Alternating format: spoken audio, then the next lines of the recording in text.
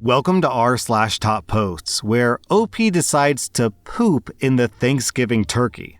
Our next Reddit post is from r/True Off My Chest. I'm going to poop in the turkey tomorrow. My husband sprung on me last week that we would host his family for Thanksgiving. I've pleaded with him for an entire year to go low contact with them, but he's ignored me. His brother gets drunk and causes a scene at almost every event. Last year, he keyed every car in the driveway on his way out the door. My mother-in-law belittles me in front of everyone and they laugh. I've had it. The idea came to me this morning and all my anger and rage disappeared. I'm going to put a small amount of poo inside the turkey tomorrow before it cooks. I don't want it to be large enough for people to taste it or get sick. Just enough to lightly waft through the oven like a bay leaf. That is all.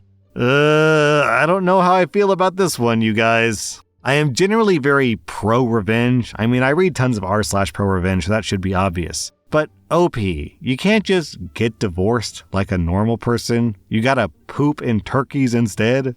Our next Reddit post is from the Mom Van. I'm a 21-year-old woman, and I just got confirmation from my doctor that my self-diagnosis was indeed correct. And I'm in the 0.3% of the female population in the world to be born with a completely double uterus, double cervix, and double vagina. I'm going to stress this as much as I can. This condition is so rare that it's not taught in the medical field. My doctors all had to Google if it was an actual condition or not. Uterus didelphys is the medical term, and honestly, a once-in-a-lifetime sight for a medical professional, and it's now my life. I'm more than positive there will be a case study done on me, which I'm fine with doing as women's health needs to be studied better. So how I found out is that my boyfriend and I were doing the deed, and something didn't feel right and I had to stop, run to the bathroom, and throw up. I cleaned myself up and tried to continue with him using his hands on me. It wasn't going well, so we just quit and cuddled instead. This is when my boyfriend sprang a theory on me. He said, "So, I think you have 2 different holes down there. Sometimes, when we're doing the deed, it feels like I hit a wall if I go at the wrong angle." I didn't think too much about it until I was using my fingers, and then I really paid attention, and yeah, there's a second hole. There was no more convincing me after that. My whole life finally made sense. First, I've never been able to use a tampon. I would put one in, but I would still bleed through without fail, and the tampon would have no blood on it. That's because of the second hole. I've also had to stop during the deed many times with many different partners due to them hitting the wall that separates my 2 lady parts. I then did some more self-investigating, and he was right. There's 2 tunnels when there's only supposed to be 1.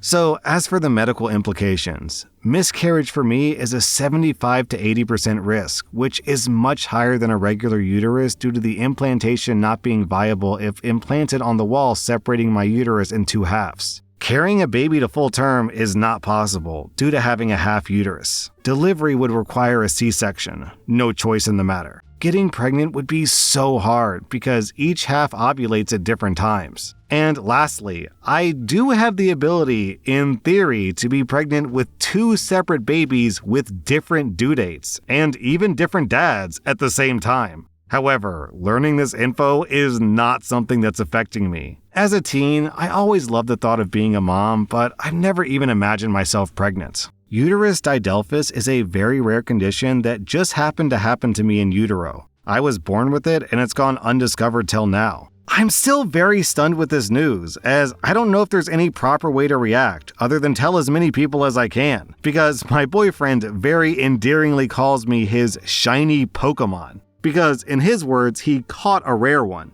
I love that nerd so much, haha.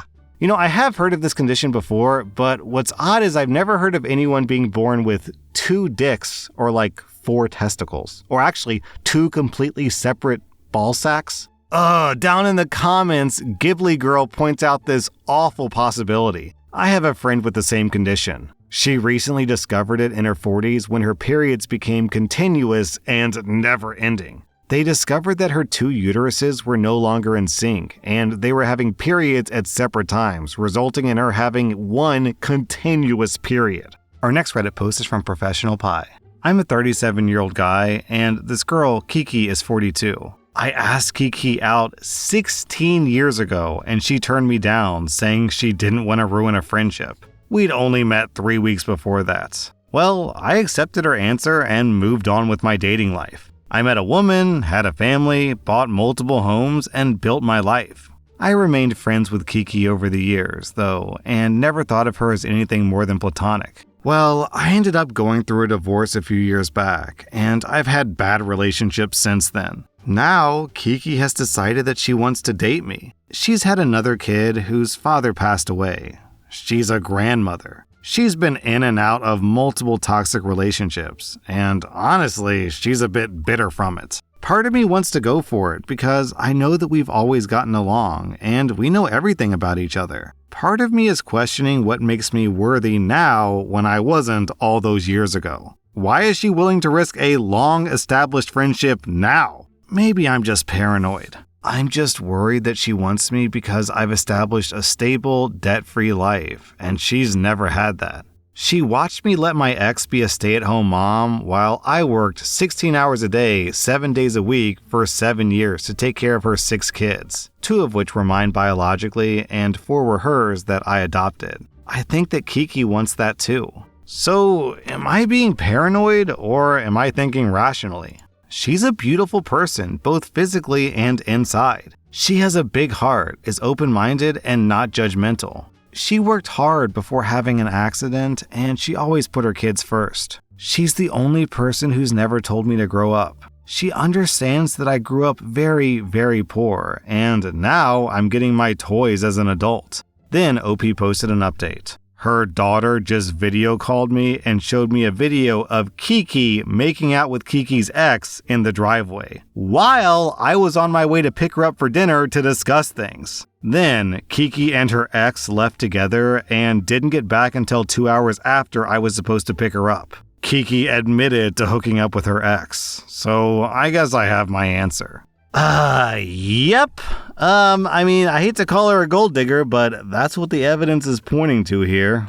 Our next Reddit post is from Own Refrigerator. When I was a senior in high school, I was a very quiet and introverted student. I didn't go to a fancy school, far from it. I was raised in the poverty part of the city, and the kids in my school lived in a fast-paced environment. They were definitely not people your kid should hang out with or learn from. All they talk about was sex and drugs, but as curious as I was, I never indulged. However, I'm not sure what came over me, but suddenly I started to gain a huge crush on the worst kid in school, Mike. I probably saw him 2 times a week, as he always skipped. To this day, I still don't understand what it was about him that I took interest in. I will say that the other students always picked on me for not having developed big breasts or a nice butt. I basically looked like a plank. But Mike continued to be nice to me. One day, during gym, I gained the courage to tell Mike that I liked him. Do you know what he did? He burst out laughing and went straight to his friends and said that I really thought that he was attracted to me, that there's no way or chance he would ever consider liking me. News of this incident spread through the school like a fire.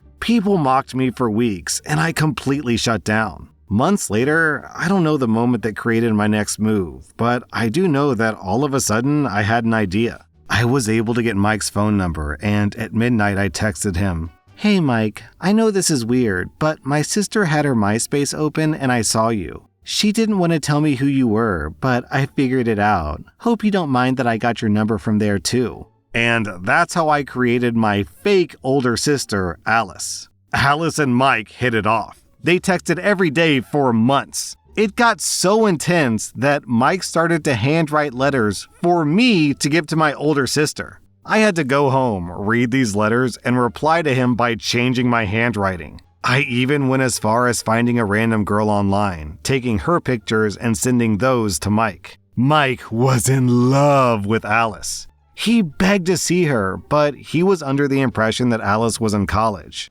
But the craziest part was that we were a month away from ending the school year, and also a month away from moving cities, which I'd known about the entire time. The day before we moved out, which was also the last day of school, I gave him Alice's last letter. It read, "Mike, I can't believe that I was able to meet you and have you in my life. You've loved me more than anyone could. I wish I could finally meet you one day, but unfortunately, I can't believe you really thought that I would ever be interested in you. If I was real, I would have never turned towards you. I hope you now know the meaning behind F around and find out. Signed, OP.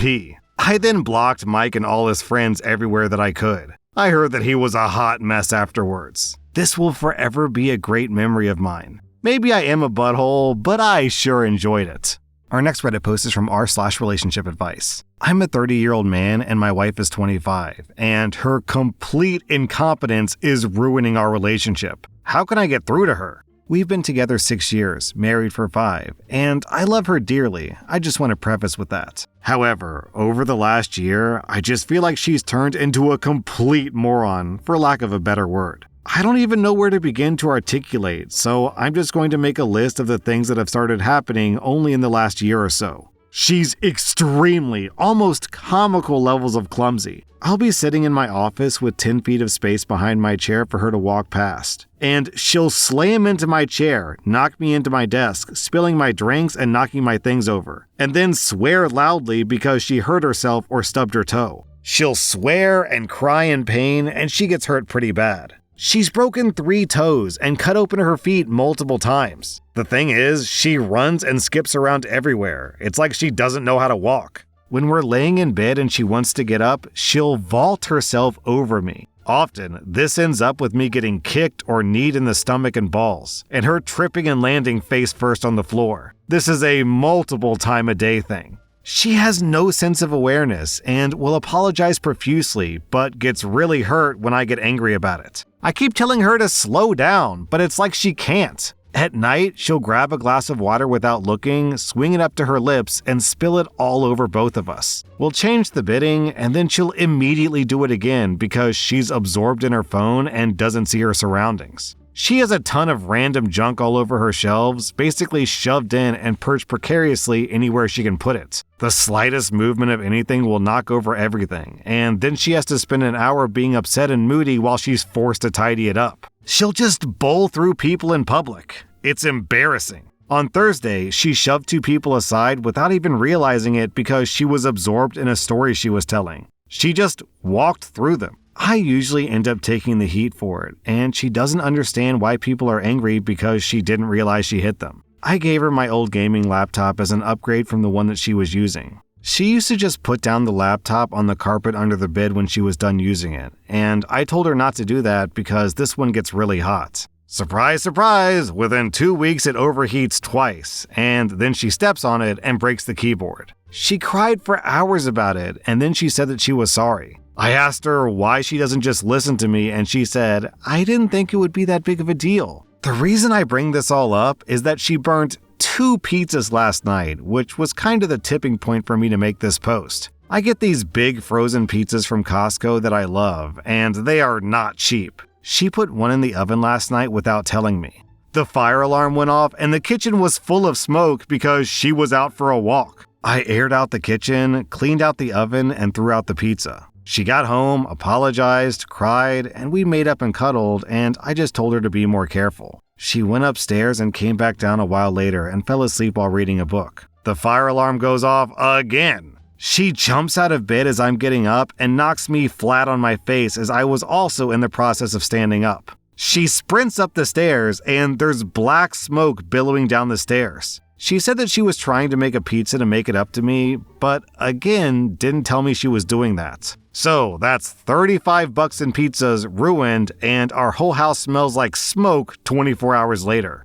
You know, reading this, it first came off as like, oh, she's clumsy and kind of dumb. But the more I read it, the more I think, is there some kind of like psychological or physiological problem here? Like a tumor in her brain that's causing this? Because this is unnatural levels of clumsiness and forgetfulness. Down in the comments, basically everyone is like, OP, your wife needs medical attention. What are you doing? So I guess OP expected everyone to be on his side when in reality he's getting dragged in the comments.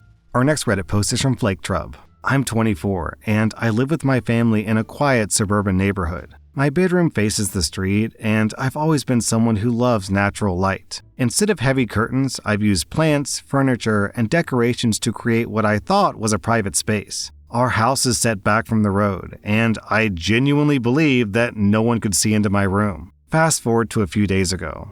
I was out for a walk when my neighbor, Vicky, flagged me down. I thought she just wanted to chat, but the moment I approached her, she gave me this intense look, like she was summing me up, and began screaming at me. "You're the reason my marriage is falling apart!" Neighbors came out to watch silently as Vicky went on. I froze, completely taken aback. I asked her what she meant, and she immediately started accusing me of being a shameless exhibitionist. She claimed I'd been walking around naked in my bedroom and that her husband, and apparently a few other men in the neighborhood, had been watching me and, well, pleasuring themselves. I cannot describe the wave of humiliation I felt in that moment. Sincerely, I'd always thought that no one could see me because I couldn't see them. I told her this, that it was unintentional, but she wouldn't hear it. She kept saying I'd been inviting this attention and blamed me for ruining her marriage. After venting her anger, she walked away, leaving me stunned, embarrassed, and honestly heartbroken for her. When I got home, I shut all my blinds and ordered blackout curtains. I haven't opened my windows since, and now I feel like I can't even breathe in my own space. I also can't stop thinking about everything that everyone's seen me do. I've kept my setup the same for the past 5 years, thinking no one could see a thing. I'm spiraling. I hate that my carelessness might have contributed to her heartbreak. At the same time, though, I can't help but feel like this isn't entirely my fault. These men made the conscious choice to violate my privacy and act on it in such a disgusting way. Why am I the one being screamed at and labeled as the problem? I feel humiliated, violated, and guilty all at once. I didn't mean for any of this to happen, but I also don't know if it's fair to blame me for it. That was r/Topposts from Reddit, and if you like this content, check out my podcast where I publish the exact same episodes. Also, hit that subscribe button because I put out new Reddit videos every single day.